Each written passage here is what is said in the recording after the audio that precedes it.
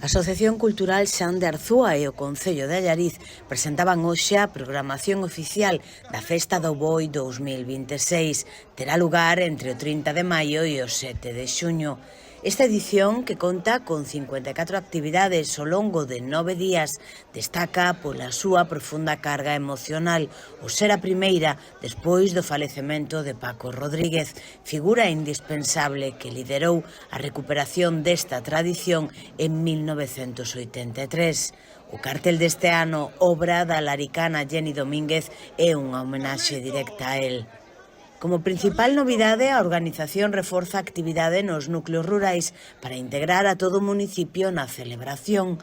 O programa mantén os seus piares sociais, o domingo medieval, as actividades para a infancia e unha ampla oferta de concertos de rúa e verbenas pensadas para o goce de toda a veciñanza.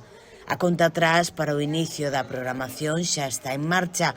Quedan 66 días para que comece a Festa do Boi de Allariz.